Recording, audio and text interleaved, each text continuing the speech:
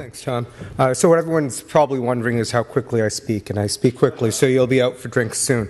I do appreciate the invitation to this meeting, and I especially appreciate having our own subheading for the first time, which is the Convergence of Cell and Gene Therapy. I also note I'm the only company within that subheading, but I think that will change over time. I think it's the appropriate time to discuss these two fields together. Technically, I'll bring you some of what Juventas has done and how we've learned from cell therapy to use gene therapy methodologies. But I think on a macro scale, we as fields are aligned in many ways. Similar to what's going on in cell therapy, there's currently a lot of excitement in the gene therapy field. Obviously, the first approval of a product in Western Europe. I think Bluebird Bio just filed for an IPO in the U.S. Another company, Celadon, which is using gene therapy for heart failure, just raised a very large round, supported in large part by a number of strategic investors. I think much of what happened back in the 90s, which was referred to previously, is now washed away. And at least in our conversations over the last 6 years with companies, we're seeing that they're no longer focused on our modality, but they're focused on our therapy and our efficacy. And I think there's analogies to that that's going on in the cell field as well. And I do think there's a synergy between these two therapeutic opportunities. The ASGT, which is the American Society of Gene Therapy, I think a few years ago, changed its name to Cell and Gene Therapy. And I think that's representative of the fact that we can learn from each other's fields. We have many of the same obstacles, but I think we're unified by the fact that we're both trying to address medical diseases that have no other solutions. And drastic diseases sometimes take unique strategies. So we'll talk a little bit about that. Juventas, we're a venture-backed company. We were started in 2007. We started with the fundamental tenet that we wanted to take a factor-based approach to regenerative medicine. And for many years, I felt left alone as there was debates about allogeneic and autologous, and there was me screaming in the background, or others. And I thank ARM and everything they're doing, because they're starting to bring that vision across the regenerative medicine field. And I think there's a better appreciation for regenerative medicine. Cell therapy is a component of regenerative medicine. It is not regenerative medicine itself. And we'll look at that in a little more depth. I want to talk to you really about two products today. One is JVS100. That's our lead product. It's the one I've probably talked most about. It encodes stromal cell-derived factor 1. Which has now been seen as a key regulator for endogenous stem cell-based repair. So I'll take you a little bit through how we found that and why we believe that it is what we believe a GPS signal for your natural stem cell-based repair processes. I'm also going to talk to you a little bit about JVS200. This is actually the first time we're speaking publicly about this program. It encodes a factor called monocyte chemoattractant protein free. And what we've been able to demonstrate is that when used in synergy with MSCs, it drastically increases the efficacy of those MSCs and also potentially allows you to turn therapies that have to be directly delivered to damaged organs into serially infused therapies. And we're actually now bringing that out and looking to partner on the cell therapy side with someone to move those to clinic. So we started in 2007 with a fundamental hypothesis that we all have a natural but inefficient stem cell-based repair process that resides in all mammals. And it's inefficient not because we lack stem cells. As you all know, we have stem cell pools that reside in various parts of our body, bone marrow, adipose tissue, but that the molecular factors that regulate that system are either too short-lived or dysregulated. And we believe that if we could identify what those signals are, we could reintroduce them to the body, basically allowing for us to activate the already existing pathways. The first product we focused on was stromal cell-derived factor 1. It was discovered at the Cleveland Clinic as a homing factor for cells to migrate to the heart shortly after an MI by a researcher named Mark Penn, who's also the founder of our company. He was intrigued by the concept that if in an animal you put a stem cell in the blood one day after a heart attack, it ends up in the heart. If you do it 1 month later, it no longer migrates. So he set out with screens to look for factors that could actually attract stem cells to a newly damaged heart. Frankly, he thought he was going to find VEGF.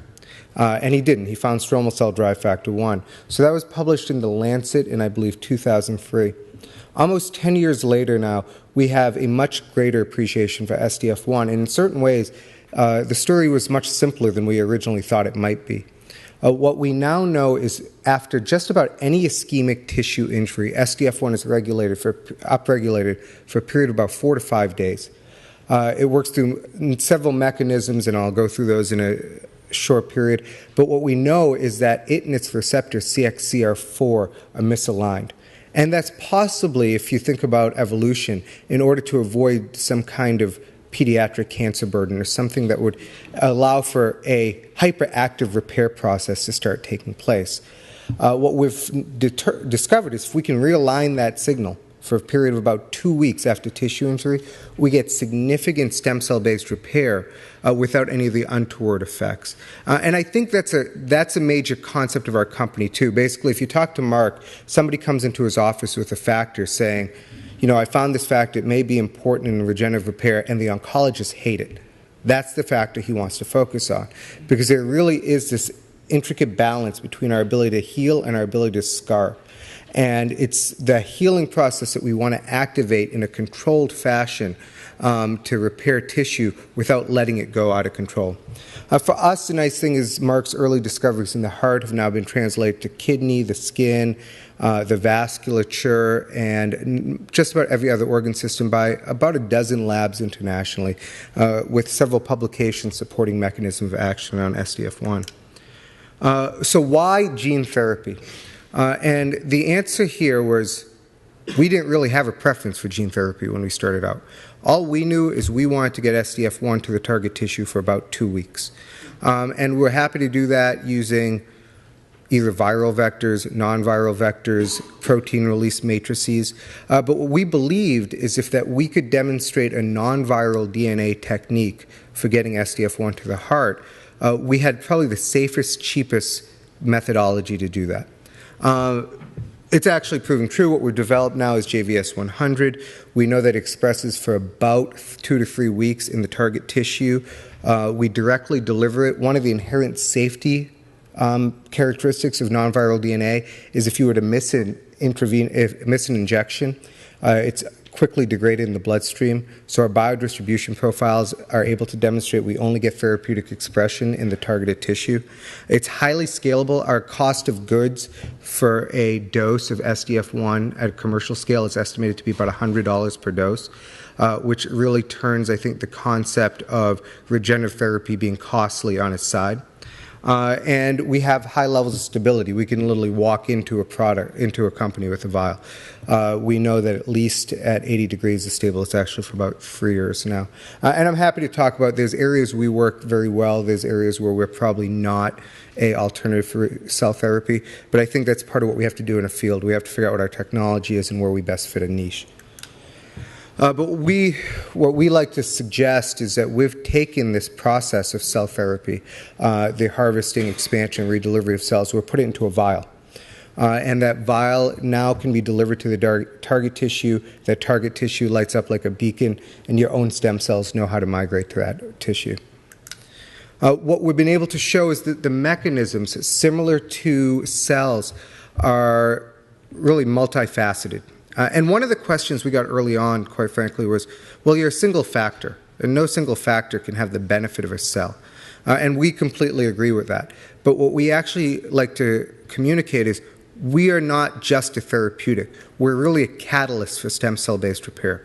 So you can see that when we deliver SDF1 to a damaged heart after an MI, what we get is a significant recruitment of CD34 cells, CD117 cells. Interestingly, not really any strong inflammatory cell response. And what we remind people is those are the same cells that people are delivering to these tissues, and they're releasing the same paracrine factors that are having an effect. SDF1 just really tells them where to go. And what we've found out, similar to many of the other studies, is that it leads to a significant increase in vasculature. One of the questions we used to get early on is, why is this any different from VEGF? And the answer is we don't really know the biology, but what we've come to appreciate, not just with SDF1, but with cell therapy in general, is the potential to change vascular memory. When you deliver VEGF and many of the growth factors that were studied in the 90s, as many of you know, you get this bump in capillary formation that dissipates as the VEGF signal goes away. Unique to SDF1, cell therapies that have been studied, we see arterial growth that extends for up to now 4 months after the therapeutic signal's gone. So we really believe we're creating a new vasculature, and more importantly, that it's sustained over time. Importantly, there's also direct trophic effects of SDF1 through anti-apoptotic signaling. And we see this through the ability to preserve MSCs in the damaged heart out to 5 weeks compared to if the MSCs are delivered alone. I think one of the more interesting studies that Mark has actually published in the last year was in CXCR4 cardiac null mice. So CXCR4 is the receptor for SDF1. When you induce an MI or heart attack in these mice, they look just like wild-type mice. When you deliver MSCs to the wild-type mice, you see an increase in function of about 80% measured by ejection fraction. When you deliver those same MSCs to CXCR4 null mice, you see an increase of about 10%. What we see is we do see an increase in angiogenesis because your bone marrow, the mice bone marrow-derived cells still do express CXCR4, so they get recruited to the damaged tissue and they create new vasculature, but you lose that direct trophic effect of the SDF1 being produced by the MSCs. For me, it was eye-opening because we always viewed SDF1 more as a starter pistol to get cells working. We now have appreciation that at least in acute disease states, the SDF1 that's being released by MSCs has a significant impact on repair as well, directly on the tissue. So what are we doing at Juventas? We currently have 2 ongoing phase 2 trials, one in heart failure, one in critical limb ischemia. I'll tell you a little bit about that. Like many of the companies here, we have the ability to expand our platform across a number of different indications. We have, for, quite frankly, financial discipline reasons, focused on cardiovascular, although you can question sanity when you say financial restraints in heart failure. It's still expensive.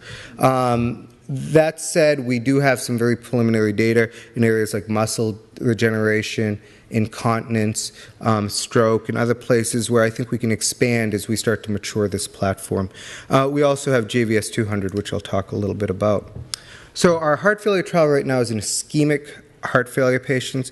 This, as many of you know, represents a very large population and sits at the heart of what most of the people today were talking about. It's a group which is very costly to our healthcare system, and with the right therapies, I think we can not only provide them benefit, but we can significantly impact those costs. We completed a phase 1 clinical trial in which we delivered JVS 100 to patients with class 3 heart failure. And you can see the profile of the patients there. But to put this in real terms, these are patients that are fatigued with just about any daily activity. They can't make it up a flight of steps. I could tell you when you talk about an average 6-minute walk distance of about 290 meters, it puts into perspective how restrained these patients are. Most are on some kind of disability. Most are not able to maintain full-time jobs. Although they still are in their mid-60s, so theoretically a lot of good years left. It's about a 20 to 40% mortality rate at 2 years. I think importantly, our primary focus here was safety, and we met our safety endpoint. We have no drug-related SAEs. We're now about 90 patients dosed with JVS 100, and we still have no drug-related SAEs. Interestingly, on the safety side, at least at an 18-month follow-up, 15 of the 17 patients were still alive. We would have anticipated probably 4 to 6 deaths over that time based on conventional statistics. When we looked at the efficacy parameters, we obviously were not powered for any kind of statistical benefit, but what I think was most intriguing to me was the clear consistency and dose response that we saw within the trial. So within every parameter we looked at, 12 months after, we saw a significant improvement in clinical parameters as well as biomarkers at our highest dose. At our low dose, which we projected to be subtherapeutic, we saw a significant decline in function as well as biomarkers, and the mid-dose fit right in the middle. So, I mean, from a 17-person study where you're looking for signals, these were exactly the kind of signals we were looking for. That led to what is now a phase 2 trial called the STOP-HF trial, again focused on ischemic heart failure patients. This is placebo-controlled, so we are delivering with an endoventricular catheter that comes up and injects right around the infarct. We have up to 90 patients that we're going to end up doing this trial at 2 different doses as well as placebo injections. I will tell you that later this summer we anticipate we're going to start another heart failure trial looking at an alternative delivery system. So this is called retrograde infusion, where we'll be coming in through the coronary sinus. It's elegant in that it's about a 10-15 minute procedure. There's no injections that are needed to the heart, and it allows for efficient gene uptake. So for patients, one of the challenges we've seen and what drove us to this delivery methodology was when you get really sick heart failure patients, they have thin walls. So the concept of injecting them starts to eliminate a number of these patients. It took us a couple of years to develop, but through this new methodology, we're now able to deliver the drug to these patients without the need for needle injections. The other area we're looking at is critical limb ischemia, which has obviously been of great interest to the regenerative medicine field, and I think probably as of recent has been a bit controversial within the regenerative medicine field. That said, it's still an area where I think there is an available patient population in need. There's about 3 million people diagnosed with CLI a year, about 200,000 cases annually. 35% undergo a major amputation within 1 year of diagnosis. And it's interesting, having met the CLI and heart failure patients, the CLI, it's really devastating. These are people who, they sleep sitting up, they're on pain meds, the pain is excruciating, they have ulcers that just won't close. And the concept of saying, just take my limb, it'll be better, is kind of overwhelming. It is the leading cause in the U.S. of amputation outside of any military-related causes, and it's also a major expense. You can imagine that an amputation then creates ongoing care needs that are a tremendous burden to the system. We're right now just about to finish enrollment of a 48-person study where we looked at JVS 100 in patients with Rutherford Class 4 and Class 5 CLI. We were enrolling in 7 centers, 5 in the U.S., 2 in India, and quite frankly, enrollment went very well. We'll end up finishing full enrollment in about a year. It'll be right about a year. One of the things I think that stood out to us is the ability to turn this into an office procedure. And that was incredibly attractive not only for the physicians but the patients. The knowledge that you could walk in, thaw a vial, inject, and walk out in 5 minutes really changes the concept of needing to go in for bone marrow aspirations, waiting 2 weeks, coming back. And, in what you can call a very small market study, we saw that preference demonstrated by centers as they ran our trial. And it becomes a human issue. It becomes the coordinator not wanting to spend 2 days on your trial, but wanting to spend maybe a couple hours. The other thing that we came to appreciate is vascular surgeons are becoming more aggressive as the appreciation for, not that they weren't aggressive before, by the way, but even more aggressive as the appreciation for the needs in CLI have grown. And the concept of a no-option patient doesn't exist. They will revascularize just about anybody. That said, there is a significant opportunity in patients that are undergoing a below-the-knee revascularization where the physicians have clearly communicated they're able to open up some vessels for periods of time, but it's the microvasculature that doesn't get built underneath that. So how we've really been viewing this and how it's been communicated to us is the ability to start walking backwards as an adjunct to an angioplasty or a stent. And I think that's ultimately where regenerative medicine will migrate and where therapies such as this will end up getting its greatest utility. The other thing that was, I think, comforting to us is the ability to potentially walk backwards with the patient. So, and not literally walk backwards, I realize we're talking about CLI. But I'll give you an example. We had a patient that we visited with who had Rutherford Class 5, so what that means is excruciating pain, an open ulcer that hadn't healed for months. They received an injection. Quite frankly, we're blinded, so it was placebo or SDF1. But what we now know is 3 months later, the patient's wound completely healed. They came completely off their pain meds They were back to work, and they went from walking a couple hundred meters to being able to walk 1.5 miles. But anyone who knows the progression of PAD will appreciate they're now left for class 3. After about 1.5 miles, that claudication pain starts to kick in. And what they asked is, can we be redosed? Now, we're in the middle of a trial, and we can't do that. But you can imagine for a therapy that's in a vial that you can open and redeliver in an office setting, you could start walking backwards with these patients and dealing with claudication as well. I think that does become a little bit more challenging in an autologous setting where you're most likely not going to recommend a bone marrow aspiration for a Rutherford class 3 patient. But I do think because of those characteristics, as a therapy, we're well suited for the indication. I think the indication actually does have significant opportunity and growth potential into a broader PVD market. That's where we are right now. We'll start having data from both these trials coming out in the second half of this year. As an optimist, it should be a very good year, hopefully between CLI and heart failure through mid-2014. The other area I'd like to talk about is JVS 200, slightly different program. And here, MCP3 is a molecule that on its own, we don't see a significant benefit. But when used in conjunction with existing allogeneic autologous therapies, we have the ability to significantly enhance activity. And MCP3 was found in different screens by Dr. Penn as a homing signal for a mesenchymal population. So this is a population that we believe is not necessarily circulating in chronic disease states, or if it's circulating, it's either trapped in certain niches or not at the levels significant to recruit. What we've been able to demonstrate and what we propose is a solution to one of the biggest challenges, I think, within the cell therapy space, which is there's all this effort and energy put into scaling up a dose for a patient. You take that dose, you inject it, and about 5% of those cells stay where they're supposed to be. So it's a lot of squeeze, not a lot of juice. What we've been able to demonstrate is that if we prep that tissue with JVS 200, rather than inject at one time, we can infuse those cells over a period of time, and we get significantly higher retention and engraftment, and quite honestly, at least in a cardiac setting, much greater response. So we do two things here. We allow for a serial infusion, so we improve the efficacy of the cell therapy. And I think we're improving the efficacy in a large part because what we're doing is leading to a retention of a greater number of cells.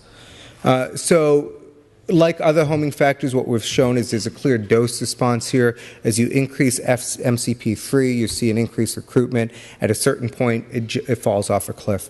And we've shown that for SDF1 as well, where at the highest doses of SDF1, we have no toxicity, but we no longer provide benefit. The model that we demonstrated this in is an acute MI model. And so what the rats received was either a single infusion of cells or MCP3 followed by a single infusion of cells, compared to either 6 infusions of cells or MCP3 followed by 6 infusions of cells.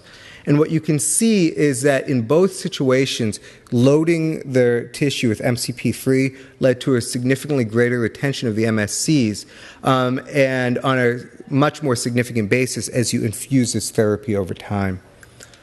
What that translated to in a functional setting was significant improvements in ejection fraction. So this is the data with the 6-time infusion. When you compare the MCP3 plus cells, and a significant reduction remodeling, which can be also observed through reduced scar formation and improved collagen profile. So we see several benefits to the combining of these two therapies.